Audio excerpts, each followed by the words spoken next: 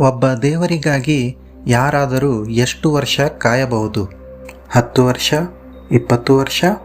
ಆದರೆ ಇಲ್ಲೊಬ್ಬ ಸಣ್ಣ ಹುಡುಗಿ ತನ್ನ ಕೂದಲು ಬೆಳ್ಳಗೆ ಆಗಿ ಮುದುಕಿ ಆಗೋವರೆಗೂ ನನ್ನ ರಾಮ ಬರ್ತಾನೆ ಅಂತ ದಿನಾ ದಾರಿ ಕಾಯ್ತಿದ್ಲು. ನಮಸ್ಕಾರ ಸ್ನೇಹಿತರೆ, ಕನ್ನಡ ಪುರಾಣ ಲೋಕಕ್ಕೆ ನಿಮಗೆಲ್ಲ ಸ್ವಾಗತ.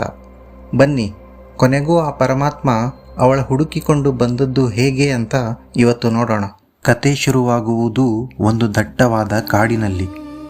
ಶಬರಿ ಜನಿಸಿದ್ದು ಒಂದು ಬೇಟೆಗಾರ ಕುಲದಲ್ಲಿ.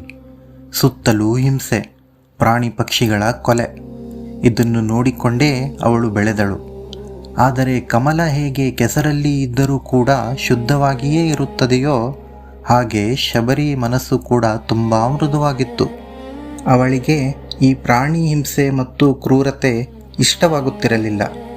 ಮನಸ್ಸಿಗೆ ಶಾಂತಿ ಹುಡುಕುತ್ತಾ ಅವಳು ಮನೆಯನ್ನು ಬಿಟ್ಟು ಹೊರಟಳು. ಎಲ್ಲರೂ ಅವಳನ್ನು ನೀನು ಕಾಡಿನವಳು, ನೀನು ಶೂದ್ರೆ ಅಂತ ದೂರ ತಳ್ಳಿದರು. ಯಾರೂ ಕೂಡ ಅವಳಿಗೆ ವಿದ್ಯೆ ಕೊಡೋಕೆ, ದಾರಿ ತೋರಿಸೋಕೆ ಮುಂದೆ ಬರಲಿಲ್ಲ. ಆಗ ಅವಳ ಬಾಳಿಗೆ ಬೆಳಕು ತೋರಿಸಿದವರೇ ಮಾತಂಗ ಮಹರ್ಷಿಗಳು. ಅವರು ಶಬರಿಯ ಜಾತಿ ನೋಡಲಿಲ್ಲ, ಅವಳ ಭಕ್ತಿ ನೋಡಿದರು. ತಮ್ಮ ಆಶ್ರಮದಲ್ಲಿ ಅವಳಿಗೆ ಆಶ್ರಯ ಕೊಟ್ಟರು. ಶಬರಿ ತನ್ನ ಗುರು ಸೇವೆಯಲ್ಲಿ ನಿರತಳಾಗಿದ್ದಳು. ಕೆಲವು ವರ್ಷಗಳ ನಂತರ ಮಾತಂಗ ಮಹರ್ಷಿಯ ದೇಹ ತ್ಯಾಗ ಮಾಡುವ ಸಮಯ ಬಂದಿತು. ಆಗ ಅವರು ಶಬರಿಗೆ ಒಂದು ಮಾತು ಹೇಳಿದರು. ಮಗಳೇ ಶಬರಿ, ನೀನು ಇಲ್ಲಿಯೇ ಇರು. ನಾನು ದೇಹ ತ್ಯಜಿಸುವ ಸಮಯ ಬಂದಿದೆ. ಚಿಂತಿಸಬೇಡ. ಅಧರ್ಮದ ನಾಶಕ್ಕಾಗಿ ಶ್ರೀರಾಮ ಅವತರಿಸಿದ್ದಾನೆ. ಯಾವುದೋ ಒಂದು ದಿನ ಆ ಪರಮಾತ್ಮ ನಿನ್ನ ಹುಡುಕಿಕೊಂಡು ಇಲ್ಲಿಗೆ ಬರ್ತಾನೆ. ಅವನಿಂದ ನಿನಗೆ ಮುಕ್ತಿ ಸಿಗುತ್ತದೆ ಎಂದು ಹೇಳಿದರು. ಗುರುವಿನ ಆ ಮಾತು ಅವಳಿಗೆ ವೇದವಾಕ್ಯ ಆಯಿತು. ಆವತ್ತಿನಿಂದ ಶುರುವಾದ ಅವಳ ಕಾಯುವಿಕೆಯ ತಪಸ್ಸು ಸಾಮಾನ್ಯವಾದದ್ದಲ್ಲ. ದಿನ ಕಳೆದವು, ವರ್ಷಗಳು ಉರುಳಿದವು. ಶಬರಿ ಈಗ ಮುದುಕಿಯಾದಳು. ದೇಹ ಬಾಗಿತು, ಕಣ್ಣು ಮಂಜಾಯಿತು. ಆದರೆ ಅವಳ ಭಕ್ತಿ ಗಟ್ಟಿಯಾಗಿತ್ತು. ಪ್ರತಿದಿನ ಮುಂಜಾನೆಯಿಂದ ಸೂರ್ಯ ಮುಳುಗುವವರೆಗೂ ನನ್ನ ರಾಮ ಇವತ್ತು ಬರ್ತಾನೆ ಅಂತ ಆಶ್ರಮದ ದಾರಿಯನ್ನು ಸ್ವಚ್ಛ ಮಾಡ್ತಿದ್ಲು. ಕಲ್ಲು ಮುಳ್ಳುಗಳಿಂದ ತನ್ನ ರಾಮನ ಪಾದಕ್ಕೆ ತಗಲಬಾರದು ಅಂತ. ಕೊನೆಗೂ ಆ ಪುಣ್ಯಗಳಿಗೆಯೂ ಬಂತು. ಸಾಕ್ಷಾತ್ ಶ್ರೀರಾಮಚಂದ್ರ ಮತ್ತು ಲಕ್ಷ್ಮಣ ಆಶ್ರಮಕ್ಕೆ ಬರುತ್ತಾರೆ. ಎದುರಿಗೆ ನಿಂತ ತ್ರಿಲೋಕ ನಾರಾಯಣನನ್ನು ಕಂಡು ಶಬರಿಗೆ ಮಾತೇ ಬರಲಿಲ್ಲ. ಹಲವಾರು ವರ್ಷಗಳ ತಪಸ್ಸು ಫಲಗೊಂಡಿದ್ದ ಗಳಿಗೆಯಾಗಿತ್ತು ಅದು. ಕಣ್ಣಿಂದ ಆನಂದ ಬಾಷ್ಪ ಸುರಿಯತೊಡಗಿತು. ಅವಳು ಆಗ ತನ್ನ ಗುರುವಿನ ಮಾತನ್ನು ನೆನೆಸಿಕೊಂಡಳು. ರಾಮನ ಪಾದಕ್ಕೆ ನಮಸ್ಕಾರ ಮಾಡಿದಳು. ರಾಮ ಅವಳನ್ನು ಪ್ರೀತಿಯಿಂದ ತಾಯಿ ಅಂತ ಮಾತನಾಡಿಸಿ ಎಬ್ಬಿಸಿದ. ಆ ಕ್ಷಣದಲ್ಲಿ ಶಬರಿಗೆ ಜೀವನ ಸಾರ್ಥಕವಾದ ಅನುಭವ ಆಯಿತು. ಪ್ರತಿದಿನ ಶಬರಿಯು ನನ್ನ ರಾಮ ಇವತ್ತು ಬರುತ್ತಾನೆ ಅಂತ ಕಾಡಿನಿಂದ ಬೋರೆ ಹಣ್ಣುಗಳನ್ನು ತರುತ್ತಿದ್ದಳು. ಈಗ ಆ ಬೋರೆ ಹಣ್ಣುಗಳನ್ನು ತಂದು ರಾಮನಿಗೆ ನೀಡಲು ಸಿದ್ಧಳಾಗ್ತಾಳೆ. ಆದರೆ ಅವಳಿಗೆ ಆಗ ಒಂದು ಯೋಚನೆ ಬರುತ್ತದೆ. ನನ್ನ ರಾಮನಿಗೆ ಹುಳಿ ಹಣ್ಣುಗಳು ಸಿಕ್ಕರೆ ಹೇಗೆ ಅಂತ. ಆಗ ಅವಳು ಪ್ರತಿ ಹಣ್ಣನ್ನು ಎತ್ತಿಕೊಂಡು ತನ್ನ ಬಾಯಿಯಲ್ಲಿ ಕಚ್ಚಿ ರುಚಿ ನೋಡ್ತಾಳೆ.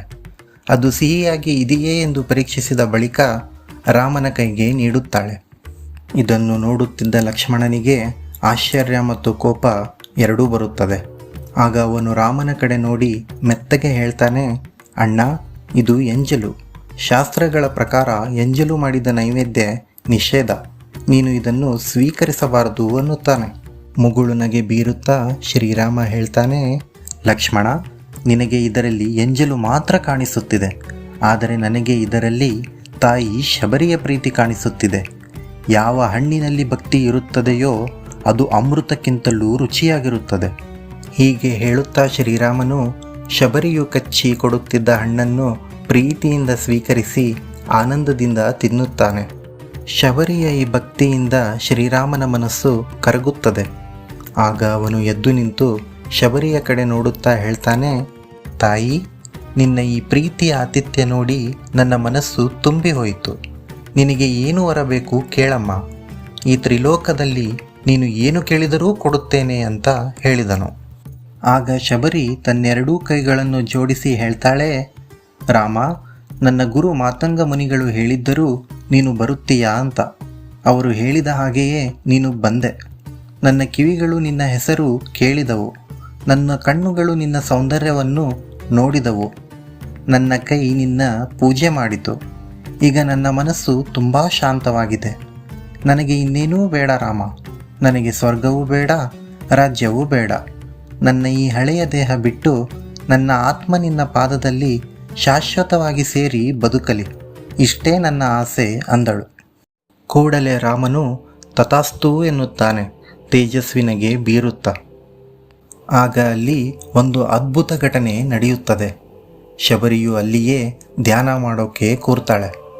ಅವಳ ದೇಹ ಆಗ ಯೋಗಾಗ್ನಿಯಲ್ಲಿ ದಗದಗ ಅಂತ ಉರಿಯಲು ಆರಂಭಿಸುತ್ತದೆ.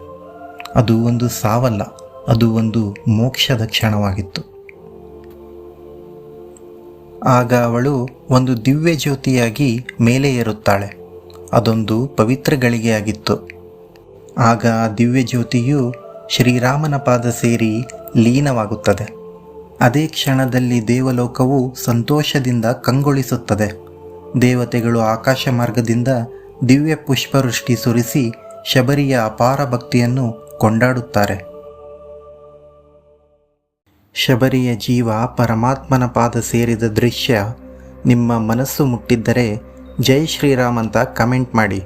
ಇನ್ನಷ್ಟು ಇಂತಹ ವಿಡಿಯೋಗಳಿಗಾಗಿ ಸಬ್ಸ್ಕ್ರೈಬ್ ಮಾಡಿ. ಜೈ ಶ್ರೀರಾಮ್.